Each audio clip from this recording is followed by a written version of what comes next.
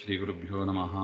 ನಾರಾಯಣಂ ನಮಸ್ಕೃತ್ಯ ನರಂ ಚೈವ ನರೋತ್ತಮಂ ದೇವೀಂ ಸರಸ್ವತೀಂ ವ್ಯಾಸಂ ತತೋ ಜಯಮುದೀರಯೇ. ಕೃಷ್ಣಾಯ ವಾಸುದೇವಾಯ ಹರೇ ಪರಮಾತ್ಮನೇ ಪ್ರಣತಕ್ಲೇಶನಾಶಾಯ ಗೋವಿಂದಾಯ ನಮೋ ನಮಃ. ಶ್ರೀಮದ್ಭಾಗವತ ದಶಮಸ್ಕಂದ 6ನೇ ಅಧ್ಯಾಯ ಮೊದಲನೇ ಶ್ಲೋಕ. ಶ್ರೀ ಶುಕೋವಾಚ. ನಂದಸ್ವಾತ್ಮಜ ಉತ್ಪನ್ನೇ ಜಾತಾಹ್ಲಾದೋ ಮಹಾಮನಃ ಆಹೂಯ ವಿಪ್ರಾನ್ ವೇದಜ್ಞಾನ್ ಸ್ನಾತಃ ಶುಚಿರಲಂಕೃತಃ. ಅಂದರೆ ಹಿಂದಿನ ಅಧ್ಯಾಯದಲ್ಲಿ ಪರಮಾತ್ಮ ಅವತಾರ ಆದ ಕೂಡಲೇ ನಂದಗೋಕುಲಕ್ಕೆ ಬಂದ ಅಂತ ನೋಡಿದ್ದೀವಿ.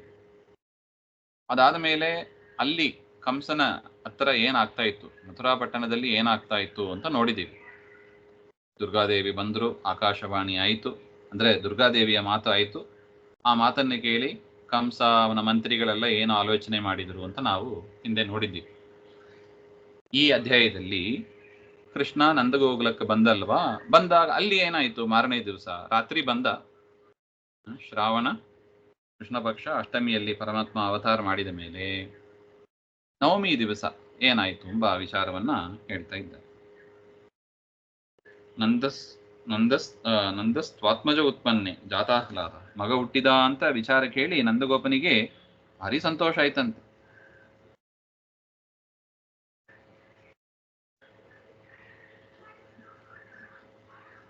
ಸ್ವಸ್ತ್ಯಯನಂ ಅಂದ್ರೆ ಮಾಂಗಲ್ಯ ವಚನಂ ವಾಚಯಿತ್ವ, ಪುಣ್ಯಾಹ ವಚನ ಅಂತ ಹೇಳಿ ಹೇಳ್ತಾರೆ. ಸ್ವಸ್ತಿ ವಾಚನವನ್ನು ಮಾಡಿ ಪಿತೃದೇವಾರ್ಚನಂ, ಪಿತೃಗಳಿಗೆ ದೇವತೆಗಳಿಗೆ ಅರ್ಚನೆಯನ್ನು ಮಾಡಿ ವೃದ್ಧಿಶ್ರಾದ್ದಾದಿನ ಕಾರಯಾಮಾಸ. ವೃದ್ಧಿಶ್ರಾರ್ಧ ಅಂತ ಒಂದು, ಅದನ್ನ ಆ ಕಾಲದಲ್ಲಿ ಮಾಡಿ ಅವರನ್ನೆಲ್ಲ ಸಂತೋಷಪಡಿಸಿದ ಅಂತ ಒಟ್ಟು.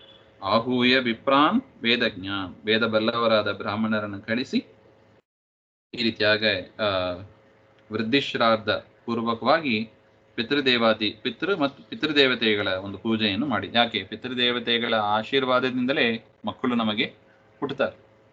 ಸಂತಾನ ಪ್ರಾಪ್ತಿಯಾಗೋದು ಪಿತೃದೇವತೆಗಳ ಅನುಗ್ರಹದಿಂದ. ವಾಚಯಿತ್ವಾ ಸ್ವಸ್ತ್ಯಯನಂ ಜಾತಕರ್ಮಾತ್ಮಜಸ್ಯ ವೈ ಕಾರಯಾಮಾಸ ವಿಧಿನ ಪಿತೃದೇವಾರ್ಚನಂ ತಥಾ.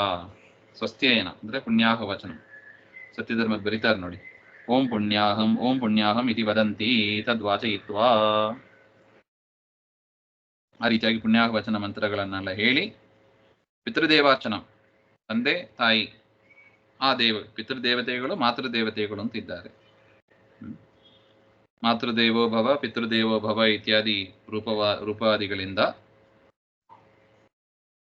ವೃದ್ಧ ಪಿತೃ ಪಿತಾಮಹಾದೀನ ದೇವಾದ್ಯರ್ಚನ, ಪಿತೃ ಪಿತಾಮಹ ಮತ್ತು ದೇವತೆಗಳ ಪೂಜೆಯನ್ನು ವಿಧಿನ ಕಾರಯಾಮಾಸ, ವಿಧಿ ಪ್ರಕಾರ ಮಾಡಿ. ಜಾತಕರ್ಮ, ಮಗು ಹುಟ್ಟಿದ ಕೂಡಲೇ ಜಾತಕರ್ಮ ಎಂಬ ಅದು ಒಂದು ಸಂಸ್ಕಾರ, ಆ ಸಂಸ್ಕಾರವನ್ನು ಕೂಡ ಮಾಡಿದ ಅಂತ ಹೇಳ್ತಾರೆ.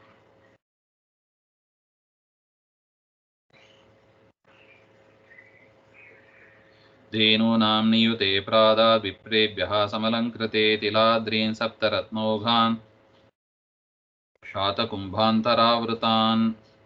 ಧೇನೂನಾಂ ನಿಯುತೆ, 2 ಲಕ್ಷ ಗೋದಾನವನ್ನು ಮಾಡಿದ್ದಾನೆ ಬ್ರಾಹ್ಮಣರಿಗೆ. ಸಮಲಂಕೃತೆ, ಚೆನ್ನಾಗಿ ಅಲಂಕರಿಸಲ್ಪಟ್ಟ ಗೋವುಗಳು. ತಿಲಾದ್ರೀನ್ ಸಪ್ತ, 7 ತಿಲದ ರಾಶಿಗಳು, ಅದನ್ನು ಕೂಡ ರತ್ನೌಘಾನ್, ಅದರಲ್ಲಿ ಅನೇಕ ರತ್ನಗಳನ್ನೆಲ್ಲ ತುಂಬಿಸಿ.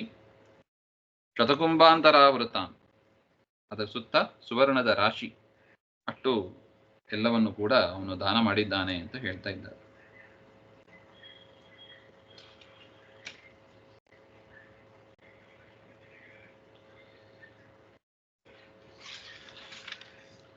ಕಾಲೇನ ಸ್ನಾನ ಶೌಚಾಭ್ಯಾಂ ಸಂಸ್ಕಾರೈಸ್ತಪಸೇಜ್ಯಯಾ ಶುದ್ಧ್ಯಂತಿ ದಾನೈ ಸಂತುಷ್ಟಾ ದ್ರವ್ಯಾನಾತ್ಮಾತ್ಮವಿದ್ಯೆಯ.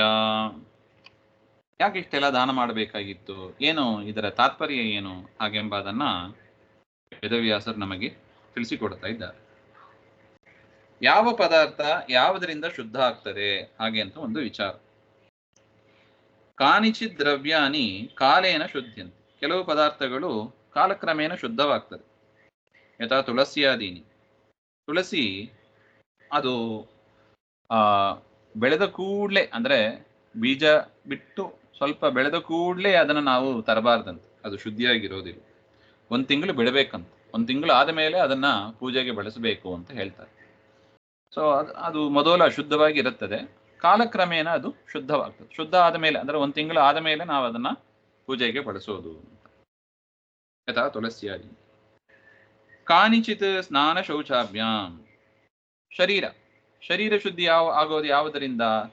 ಸ್ನಾನ ಮತ್ತು ಶೌಚ, ಇದರಿಂದ ಶರೀರದ ಶುದ್ಧಿ.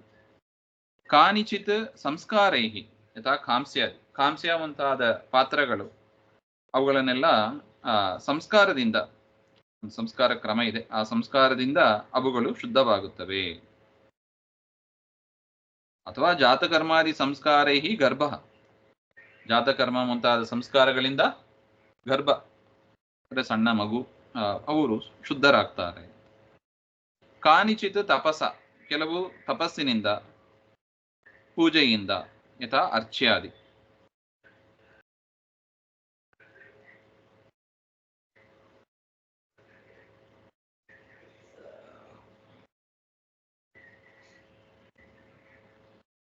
ಸೊ ಈ ಗರ್ಭಾದಿಗಳು ಸಂಸ್ಕಾರದಿಂದ, ತಪಸ್ಸು, ಇಂದ್ರಿಯ ಇವುಗಳಿಂದ ಶುದ್ಧವಾಗುತ್ತದೆ ಅಂತ. ಇಜ್ಜೇಯ ಅಂದರೆ ಯಾಗದಿಂದ ಬ್ರಾಹ್ಮಣಾದಿಗಳು ಶುದ್ಧರಾಗ್ತಾರೆ ಅಂತ. ಬ್ರಾಹ್ಮಣರು ಅಂದ್ರೆ ಯಜ್ಞ ಮಾಡ್ತಾ ಇರಬೇಕು. ದಾನೈಹಿ ದ್ರವ್ಯಾಣಿ, ದಾನಗಳಿಂದ ದ್ರವ್ಯಗಳು ಶುದ್ಧವಾಗುತ್ತದೆ ಅಂತ.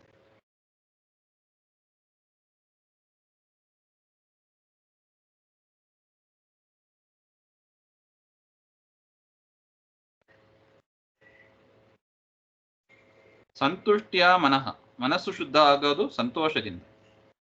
ಆತ್ಮ ಜೀವ ಶುದ್ಧ ಆಗೋದು ಯಾವುದರಿಂದ? ಹಾಗೆಂದ್ರೆ ಆತ್ಮವಿದ್ಯೆಯ, ಆತ್ಮವಿದ್ಯೆಯಿಂದಲೇ ಜೀವ ಶುದ್ಧನಾಗ್ತಾನೆ. ಅದರಿಂದ ನಮ್ಮಲ್ಲಿ ಇರುವ ಸಂಪತ್ತು ಶುದ್ಧ ಆಗಬೇಕು, ಗರ್ಭ ಶುದ್ಧ ಆಗಬೇಕು, ಅದಕ್ಕೆ ತಕ್ಕಂತೆ ಜಾತಕರ್ಮಾದಿ ಸಂಸ್ಕಾರಗಳನ್ನು ಮಾಡಬೇಕು, ದಾನಗಳನ್ನು ಕೂಡ ಮಾಡಬೇಕು. ಅತಃ ದಾನಾಧಿಕಂ ಯುಕ್ತಮೇವ, ಅದರಿಂದ ಆ ನಂದಗೋಪ ಮಾಡಿದ ದಾನಗಳು ಅದು ಯುಕ್ತವೇ ಆಗಿದೆ ಅಂತ ಒಟ್ಟು. ಸೌಮಂಗಲ್ಯ ಗಿರೋ ವಿಪ್ರಾಹ ಸೂತಮಾಗದ ಬಂದಿನಃ ಗಾಯಕಾಶ್ಚ ಜಗುರ್ ನೇದುರ್ಭೇರ್ಯೋ ದುಂದುಭಯೋ ಮುಹು.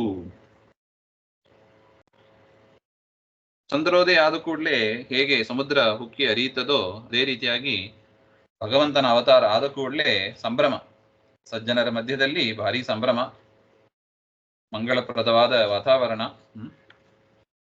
ಅದರಿಂದ ಸೂತಮಾಗದ ಬಂದಿಗಳು ಅಂತ ಹೇಳ್ತಾರೆ. ಆ ಸೂತಮಾಗದ ರಾಜನ ಸಭೆಯಲ್ಲಿ ಇರತಕ್ಕವು 3 ಜನ, 3 ಗುಂಪಿನ ಜನ, ಸೂತ ಮಾಗದ ಬಂದಿಗಳು, ಬಂದಿನಃ. ಅವರು ಮಂಗಳ ವಾರ್ತೆಗಳನ್ನೆಲ್ಲ ಹೇಳ್ತಾ ಇರತಕ್ಕವು. ಅವರು ಹಾಡುಗಳನ್ನ ಹಾಡಿದ್ರು, ದುಂದುಬಿಗಳನ್ನೆಲ್ಲ ಬಾರಿಸಿದ್ರು ಉಳಿದವರು, ಹಾಗೆ ಅಂತ ಹೇಳ್ತಾರೆ. ಬ್ರಾಹ್ಮಣರು ಪುಣ್ಯಾವಚನ ಇತ್ಯಾದಿಗಳನ್ನ, ವೇದ ಮಂತ್ರಗಳನ್ನ ಪಠನೆ ಮಾಡಿದ್ರು. ಬೇರೆ ಯಾರು? ಸೂತರು ಅಂದ್ರೆ ಯಾರು?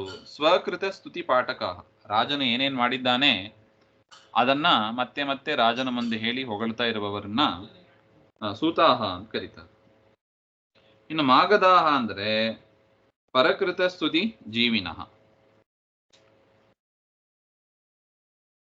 ಇನ್ನೊಬ್ಬರು ಮಾಡಿದ್ದನ್ನ ಹಾಡು ಹೇಳುವವರು, ಅವರನ್ನ ಮಾಗದರು ಅಂತ ಕರೀತಾರೆ. ಪ್ರಬಂಧ ಸ್ತುತಿ ಪಾಠಕ, ಪ್ರಬಂಧದ ರೂಪದಲ್ಲಿ ಸ್ತೋತ್ರವನ್ನ ಮಾಡುವವರು ಬಂದಿನಃ, ಬಂದಿಗಳು ಅಂತ ಒಟ್ಟು. ಈ ರೀತಿಯಾಗಿ 3 ರೀತಿಯಾದ ಜನರು ಇರ್ತಾರೆ.